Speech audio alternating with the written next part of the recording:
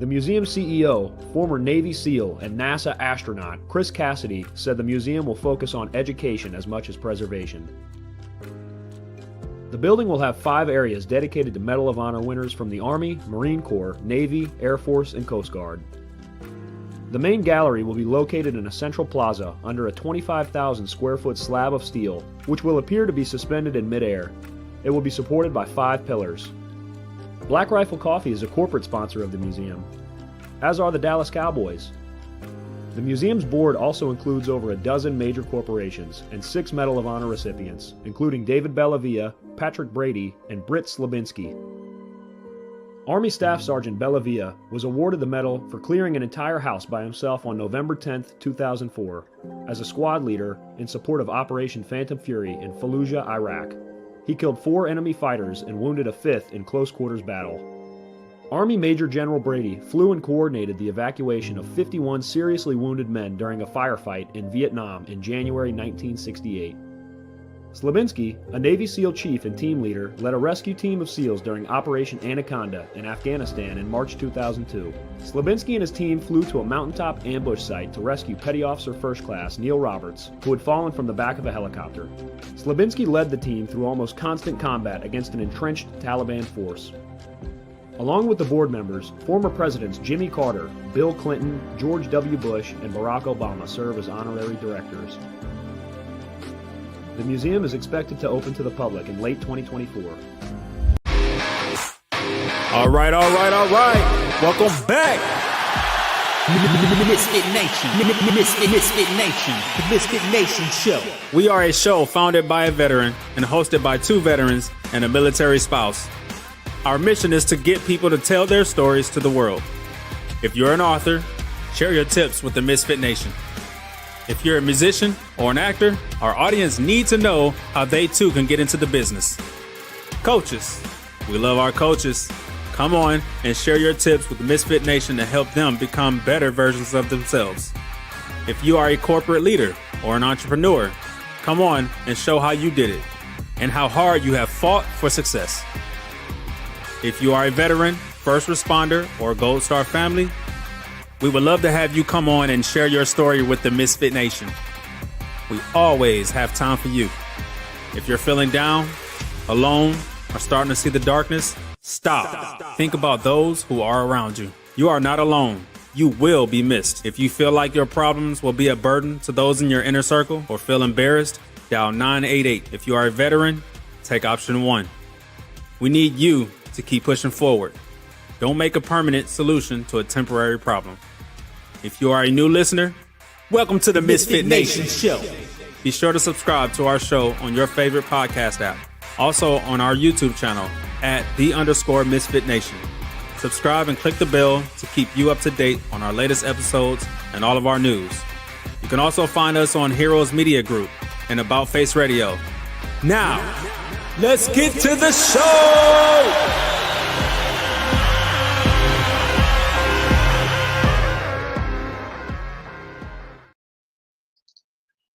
Good evening, Misfit Nation. It's Thursday. It's a Thursday night show. It's Steve. I'm here all alone tonight. I don't know how this is going to go, but we're going to play it through. Before we start, I just want to send out our heartfelt condolences and prayers to the families of the accident in Washington, D.C., the plane and helicopter crash. We lost a whole lot of people last night. Very sad to hear about that. And, just say a prayer. Be nice. Tonight we have Juan Espinoza. His story is one of resilience, transformation, and purpose.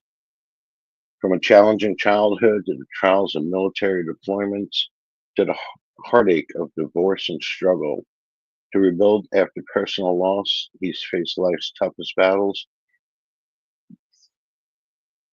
But rather than letting pain define him, he's used it to rise and get stronger and help others do the same thing. So without further ado, let me bring in Juan. Good evening, Juan. How are you? I'm feeling great. Thank you. Thank you so much for having me. I'm glad to be here. You are my first. I am solo. I've never been solo. My brother had a thing. He's like, Jake has a thing. So guess what? You're doing Tuesday, Thursday by yourself. I'm like, whoa. Sometimes you just got to do it. You just go for it. Why I not? said, I'm like, I'm nervous as all hell. He's like, you got this. Don't worry about it. So here we are. You just got to do it and roll in the fire. So how are you? You want to tell me a lot more about you besides what I just dropped down there? So I think a big thing for me, it's really when I wrote my book, I wrote it in 2 days with a bottle of whiskey and crying my eyes out. So I'm not an author. I'm just like, I felt that fire and I went to write my book. So with these podcasts and doing these when I wrote my book, as well as just doing my speaking engagements, I'm just figuring it out. When you have your purpose, you're able to share it and be authentic. And that's what I'm doing. And people love when you're just being yourself. And this is what I'm learning to do, be myself. You have a book. You help a lot of people. Let me say, stepping stones as a speaker, connecting with audiences and influencing people. Tell me all about that. So the big thing is we all have pain. It doesn't matter Mhm. your demographic, your gender, your just your life. We all have a certain type of pain. And when you actually share that pain with the world or embrace that pain and see it as a teacher and think about what is it teaching me, that's when you'll grow. That's when you'll be inspired, and that's when you'll find your purpose. So I help people do that. I create that safe space where people are able to just share everything. I don't judge. A lot of the times, when I talk to people, it's very they'll call me. Like a few weeks ago, I had an old coworker that called me, and she's like, "Well, she's actually way older than me." So hearing from her, I was like, "Wow!" Like that to me, it's surprising. But at the same time, she said, "I have a lot of pain. I'm just tired of running from it." I was okay. Do you drink? She's like, "Yeah." Okay, let's go have a drink because you're probably gonna need it, but you're gonna feel way better after. And she told me she did. That's amazing. How did your military service shape your perspective on resilience and personal growth? You want So to talk about that? yeah, so I deployed, I was active duty Army. I was at 11 Bravo, a grunt. So failure is not an option for us. I deployed back in 2010, my first deployment to Afghanistan, Peshawar Valley, Kunar province. That was definitely like the heart of the war. I was 18 at the time.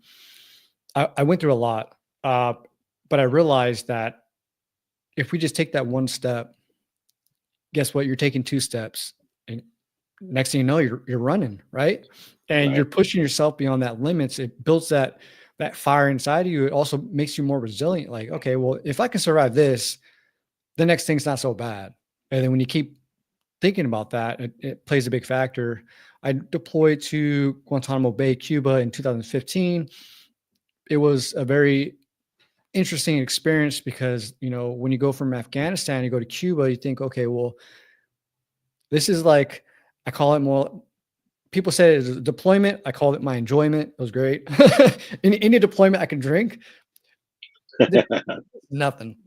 And then I Drinking always helps. exactly. And then I went to a private contract 2017 to 2020 in Afghanistan as well. And that basically shaped my experience as well. But I think the military in general, if you actually lean onto it and just think about what am I learning from this experience, you can shape your whole perspective on life. Well, see, that's the hardest part, especially with this podcast, because my brother did 22 years, Jake did 25 years. I was never in the military.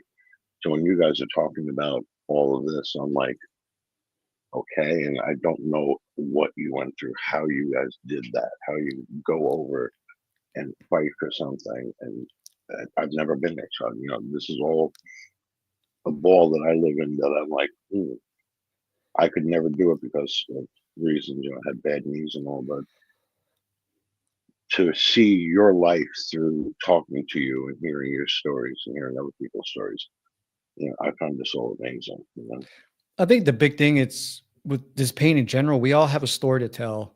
We all been through pain, right? I think that's a big thing. What I try to push on just anybody that will allow me to talk with them. Like, yeah, I was military, sure, but also I'm a father. Had a marriage, I've been divorced, I've had relationships, I've been heartbreak. We all have that. Right. And it doesn't strictly have to be military. We all have that pain that if we're able to unleash that, to talk with somebody that won't judge us. I think that's very empowering. So just because people weren't in the military doesn't mean you're not worthy, right? It doesn't mean you're not a person or an individual. Yeah, but what I find a lot of times when we do interviews and people have the military background and they're speaking, they're proud of this and going on and on, I'm like, I'm typing to my brother, like, what the hell are you talking about? In a text message, so I can understand everything that you're talking about. Yeah. That's where I get confused during all this. You want to talk about collecting cars or collecting toys? I'm there all day. I'm learning as I go. Yeah, I think that's a big thing is I don't try to do too much like military. Like my book's very light. Like I have like crazy amount of stories, but I've never been a person to share stories like that. Because usually the people that do that, if you actually like done something, like, okay, well, that person's he's full of it. You can just tell off the bat. The people that actually like been through some stuff, they don't want to share it. So I don't go too heavy in my military just because of that. But also at the same time, I don't want people to think this is just like a military only book or he's only military. Like, no, I'm relating to everybody. Yeah, it's growth in general. You're trying to, build everybody up in general. It's not just military, and I get that. Like I said, I get the confused deer in the headlights look every time someone mentions military. I'm like, okay. All right, so how do you inspire others to take control of their story and transform their challenges into strengths? The big thing I try to get anybody I talk to when they actually want to, you have two people. You have people that say they want to do it and people that actually want to do it. Right. The big part of growth is actually looking in the mirror at the good stuff, but also the bad stuff. The stuff we don't want to look at because it hurts, right? You lost a marriage. Okay, you did a lot of good things right, but what did you do wrong? Right. That's the big thing that we're not willing to do. But if we're actually willing to do that, look at all the hurt and the pain we've been through. Don't look at it, okay, well, why me? Look at it, okay, pain is a teacher. What is it teaching me? And actually look at that, you'll grow. A lot of it, I would also think, is you have to actually open up and talk about, because, like me, I had my feelings on everything. Since 2019, I probably lost 7 or 8 family members, either through sickness or something, and I bottle it all up. Where my wife and my daughter will be hysterical, and I'm just sitting there, and they're like, "Why don't you cry?" I'm like, that's not how I do things. So bottling it up, I lose a little bit. You know what I'm saying? I have a hard time vocalizing and stuff like that. Yeah. That's it's a very interesting thing with pain, right? If I've been in the same situation you are, where you lose a lot of people, you bottle up, you don't want to seem weak because the typical male nowadays, if you cry, like that's weak. You're not very manly. But reality, when you bury pain, demands to be felt, and it's going to be a matter of time. It's going to seep through the cracks, and eventually you're going to lose it. Maybe on an occasion or so that you never meant to lose it, but it's all that pain that's been built up, right? But if we were vulnerable with each other or even ourselves, like tell the wife, like, hey, I want to talk. And if they're actually like legit want to know about you, they'll listen and they'll be like, oh, damn. Like he's going through a lot and he's sharing it with me. That's awesome. That's very empowering. That builds a relationship better and stronger because you're able to be vulnerable with that person. Right. It's good to open up sometimes. Yeah, my biggest, like I said, like I'm sitting here in a room empty right now, and I'll be watching TV or watching a video, and something will come on and it'll trigger, and all of a sudden I'm hysterically crying. Nobody's around to see it, but I'm hysterically crying because it unlocks something, and you just have to try to control yourself. Yeah, I think that's a big thing. you're crying for a reason, right? It's that pain that we feel that we haven't addressed yet. So when, I'll watch a YouTube video of, a soldier returning, and seeing his daughter and she's crying. I'm over here, grown ass man, I'm crying. I'm like, what? But All those TikTok videos. exactly. Yeah, every day. It's brutal, but I think when you look at it, you're crying because you feel that emotion, or maybe you missed that, or you didn't have that. But when you look at it from a different perspective, like, well, I didn't have that, but I'm here now. I'm here to provide, or I'm here to share these, moments with them. That's when you realize these are not like sad tears. These are happy tears. Mhm. You just have to open up and get it out and spread it. Yeah. Being a father, how did it influence your perspective on life, pain, and purpose? That's a very interesting trial right now. Learn as you go. I'm a girl dad, so from a military's perspective, where you're very like manly and you don't quit, and you can be very harsh. You can't really do that with the girl. You can to a certain extent, but you also have to realize being a really good father comes down to balance. To be aggressive when you need to, but also being empathetic as well. Like, yeah, dad can go to the shooting range, or dad can build something, but also dad will let me do his hair or paint his nails. And it makes Right. them feel, it bridges that gap of, yeah, I'm here for you in every way possible. And that's definitely, it's a interesting thing. And I believe it actually helped me grow more when I'm able to embrace that. Like, yeah, my daughter does my hair. Like, cool. She's laughing. It might make me look, silly or stupid, but as long as she's happy, I'm happy. How many times did she put a mask on your face? A few times actually. She was like, "Dad, I want to Yeah. do this. I want to do this like a manicure peel thing." I'm like, "I don't even know what that is." Go ahead. She's laughing about it. I'm just like, "Okay, this is cool." She's like, "Does your skin feel soft?" Sure. Yeah. I don't know how it's supposed to feel. My daughter, same thing. Hey, Dad, we got to try this. And she'll put it on. She'll put it on me. And I'll sit there looking like a weirdo for an hour. Yeah, but you look at their smile, you look in their eyes. They're gonna cherish those moments for Mhm, as long as they live. mhm. That's what I love. Yeah. Oh, goodness gracious. What role has forgiveness played in your journey, and how do you approach forgiving others and yourself? So the big thing for me is for a lot of years, I thought forgiveness was weakness. Like, why should I let them off the hook? They did bad to me. Like, why should I forgive them for what they did? Like, I didn't do anything. But when I realized forgiveness is not for them, it's for you. You're forgiving yourself for what they did. You're not necessarily saying it's okay. You're saying, I'm not going to let that hurt my heart no more. I'm not going to let that have that pain over me anymore. Maybe I wasn't in the right mindset, or maybe I didn't know any better. But what they did to me, that doesn't reflect my character or who I am. So I think when I shift the perspective on forgiveness, you're not doing it for them, you're doing it for yourself. You're forgiving them for, what they did wrong, maybe their sins and why they did it, who knows? But you're not letting that hold a power over you anymore when you do that. Now, let me ask you. Don't want to be too nosy. Your daughter, is it from the divorce? Is it? Yeah. So I'll go a little more into my detail. A lot of it's in my book. So basically, me and my ex-wife were married for about 9 years. I had my daughter with her. And when I did my contracting time, I came back and she got, pregnant right after. And I was like, okay, you're the father. I'm like, what dad wouldn't be excited, right? But there was a switch. Something was off. I was gone for 3 years, and obviously distance creates things, but there was something that was off. And she started doing things like maybe leaving the house, pulling back in the driveway, lights are off. And I was like, why'd you do that? She's like, well, you're crazy. You're thinking stuff. So maybe it's like adjustment period. I was trying to justify in my head. And then eventually it came to spend night at friends, not coming home. I was like, well, this is weird. Eventually it came out.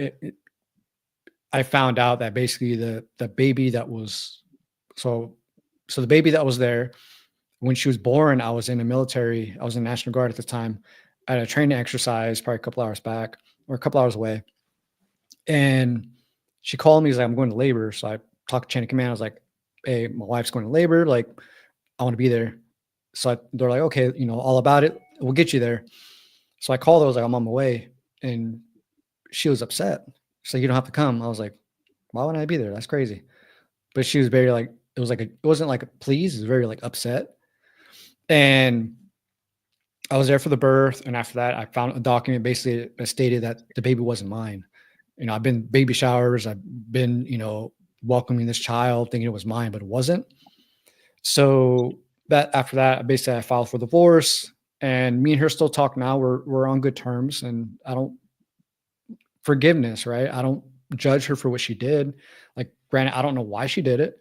I don't like what she did, but what I learned, I forgave myself for maybe being naive or having it happen to me. So now, with my daughter, she knows that her parents, they get along because of her.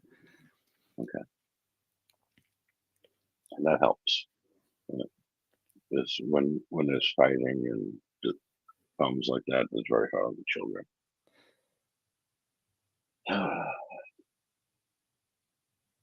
I'm sorry. Like I said, this is my first time alone. No worries. No, we're gonna figure it out. No worries about it. Trial by fire.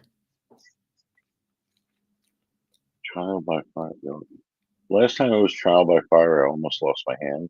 It was a different trial. Yeah, I was working at a Home Depot. I was 20 years old, and they had the glass cutting machines. How do you do this? You pick it up, you do this, pick the glass up in the air, it cracked in the air, came down and sliced my hand like a water fountain. Baptism by fire.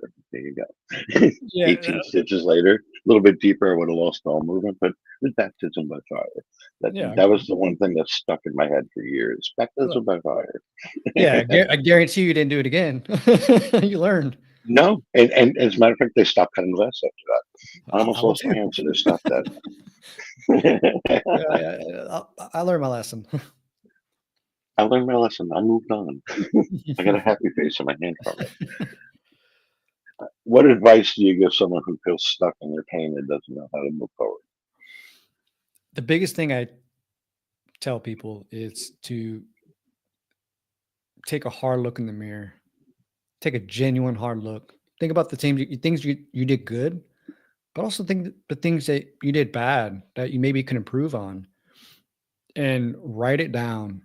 When you have, let's say, a relationship issue or a work issue, write down, okay, this is what they said. This is what I said. This is how I felt. But why did you feel that? There's always that deeper pain that we're not willing to address. Once you realize, okay, I felt that way because I felt like I put so much work here or in this relationship that I don't feel respected or valued or appreciated. And look at, okay, how can I change that? We have the choice to change our lives. That's our choice. No one can do it for us. So that's a big thing, is write it down. You don't have to share it with anybody. You can burn it. You can save it. You can do whatever you want with it. But as long as you get it out your system, someone doesn't have that much power over you no more. Like, granted, every day is going to be a struggle sometimes, and you have good days and bad days. That's life. Life's not fair. That's just how it is. But the minute it comes out, you realize, okay, well, it's not so bad.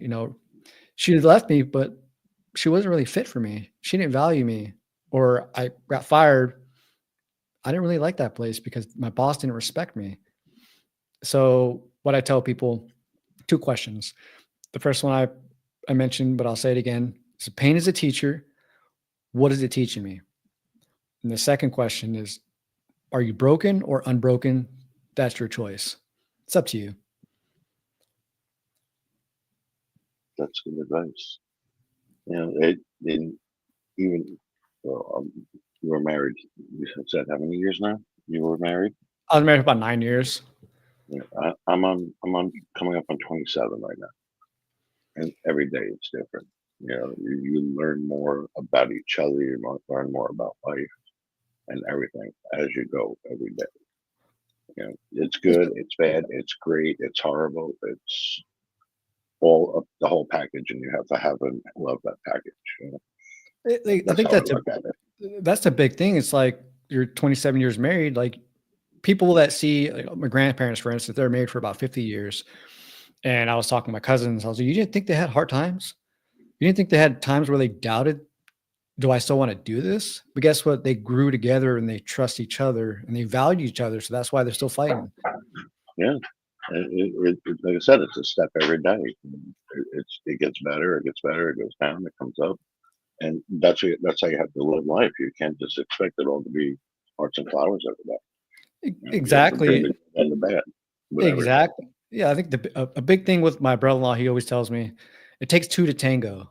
Right. Mhm. And with a relationship, it takes effort on both sides. Like you're not going to be anybody that says 50-50. I think that's crap. Some days you're going to be 80, they're going to be 20. The next day Right, they might be 20, you might be 80. You know, right. that's the thing. It's a balance, but at the end of the day, you're vulnerable with that person. You know, they got me in the good times and the bad. I think that's what It's that shoulder to lean onto. You it, know? Today wasn't the day, and you got to cover that. Okay, no problem. exactly. I think just being vulnerable with each other, you know, that vulnerability of knowing that you got me. You know, I can cry to you if I have to. You're not going to judge me. You value me, and I think that's what makes relationships work. Right. Wow. We've been through a lot of chatting. That's a lot more talking than I've ever done on the show. Like I said, it really, like when I did my first podcast, I was like, I thought I sounded awful. I was like, this is so bad. Honestly, when I came out, I didn't listen to it. I was like, I remember being there, like, this is awful. And then I watched it. I was like, okay, it wasn't so bad. And then the next one, I was like, okay, this one's a little better. Then I watched it. I was like, okay, I can improve on this and that. So it's really, you just gotta do it. And eventually you're gonna find that rhythm. Well, it's coming up, and we're almost a year that I'm doing it with somebody else. Me and my brother's friend Jake, our friend Jake, do it every Tuesday. My brother was doing Sunday, Tuesday, and Thursdays. And he's like, I ran the chat room and YouTube. He's like, you know what? Why don't you two just do a Tuesday? And then all of a sudden became a ToosDay Crue, and we started doing Tuesdays. But me and Jake work off of each other, and he'll throw questions, and we'll go back and forth. And we've never actually sat alone and done it. So two people on one, I'm good. One on one, little crazy. Yeah, it's that shoulder to lean on when you're like stuck and wanting me to ask a Exactly. question, right? And Jake is the person that will talk 800 miles an hour, and he'll just wander off somewhere and just keep talking. You know, Jake, you calm him down, and then you can get a question there or something. But you know, and I'm sitting there like, Mhm. Yeah, now you can probably watch the episodes and be like, oh, I could do that. Like I could do that. You know, I can maybe address my question that way. And it's always just growing and improving. oh yeah, every Tuesday it's a different thing, and like I said, a lot of it is military. But like one time we had a guy, like I said, he was a baseball card collector and this, and I collect test trucks. I don't know if you ever heard Heskett Station, like Exxons. I collect the trucks. We were talking about that, and my brother said, "That's the most animated I've ever seen you in a podcast." I'm like, "Hey, 'cause I knew what the hell we were talking about for once." I'm like, "You throw military people at me." I'm like, "I've never been there. I don't know." I'm like, Yeah. "You and Jake talk to them and do that. That's great." Yeah. It's crazy when you speak to different demographics, right? So I had Yeah. my second podcast that's actually live. I was the first male on a female based podcast. So when I went in there, I'm just like, okay, well, I think my message is about pain is very inspiring. I think I can help anybody really. So we did the podcast and we killed it. I believe right now it's been out for like 4 days. It comes on the most views she had on probably any of your videos for any previous guests. So I think Wow. it's when you just connect with people and just start talking, like, you know, we all have a story. Let's just talk it out. You might not be military, but guess what? You're a human being at the end of the day. Well, yeah, human being. You know, I've worked retail for over 35 years, so I can tell stories and I can talk about things. But not everybody knows that kind of background and you know what you actually do every day. You know, you were military, you do this, and I've worked at Home Depot and grocery stores, and right now I'm working at Jiffy Lube. I'm a manager there, and like I have to deal with this and this, and they look at me like, how the hell do you do that?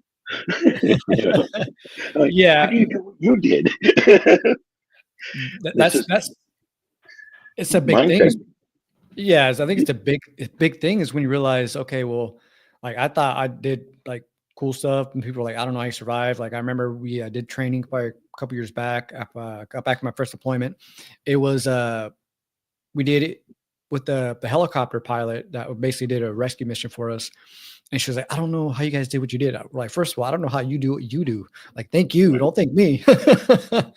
You're flying this thing. I'm just jumping out of it. Yeah, exactly. But same thing with, like Home Depot or stuff like that. Like, I don't retail, like, I personally couldn't do it. I don't know how people do it. Honestly, I would lose my mind. Personally, I love talking to people, but that small drama, no, I can't do that. People walked up to me, how's your day going? I'm like, I work with the public all day. You tell me, and I just smile and I walk away. Exactly. I think that's the big Even thing is, in the shop when they said, I'm like, I deal with people like you all day long. yeah, when you get those complaints of something that's very small and very minor, like seriously, are you really upset about this? Like, the Karens or the Kevins, however you guys want to say that, that I lose it. I'm like, you're getting upset over nothing. Like, why?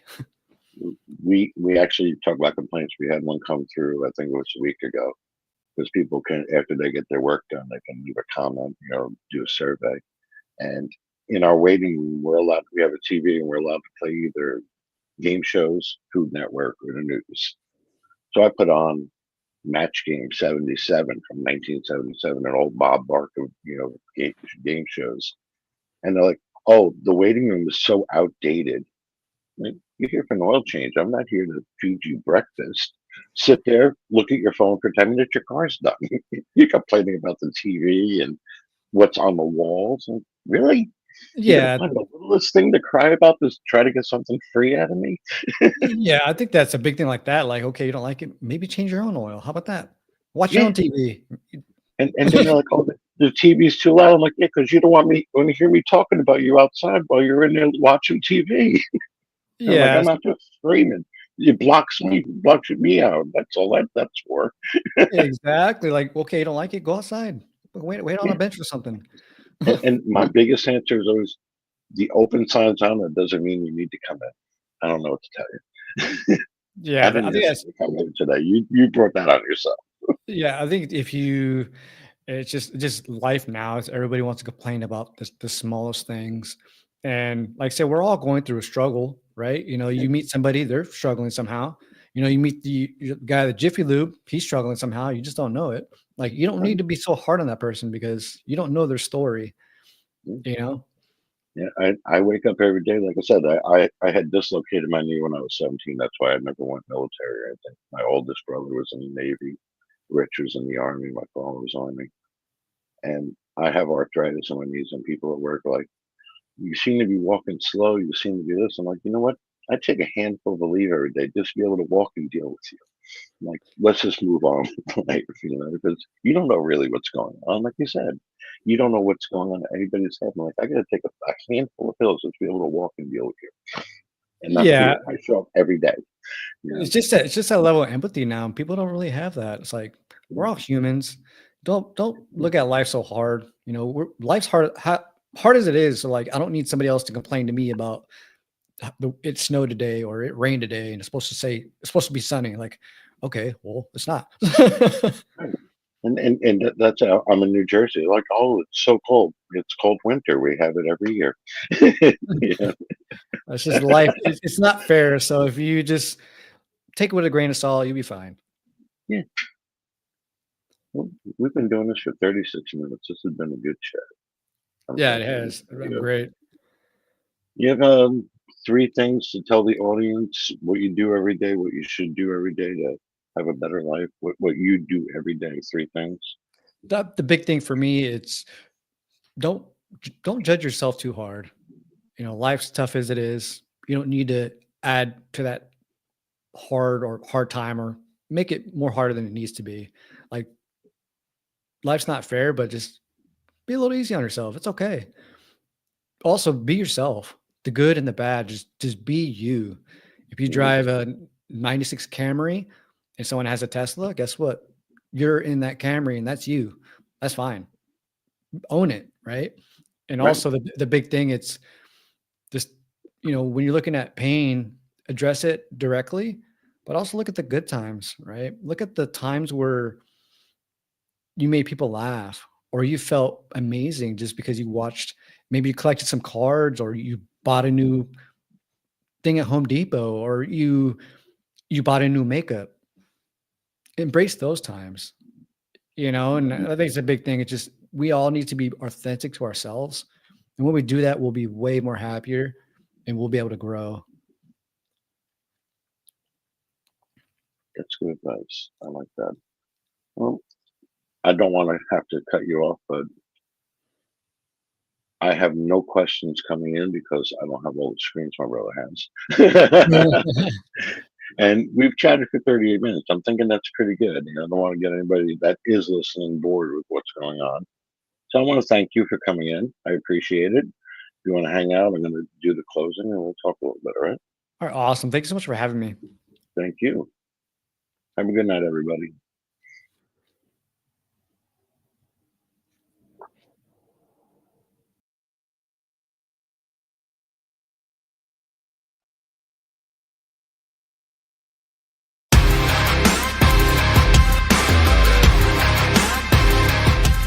Thanks for checking us out and being a part of the Misfit Nation show.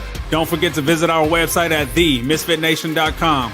That's themisfitnation.com. Check out all our past episodes and get some of the great Misfit Nation gear for you and your family. As always, be humble, stay hungry, and keep hustling because we are Misfit Nation. Misfit Nation.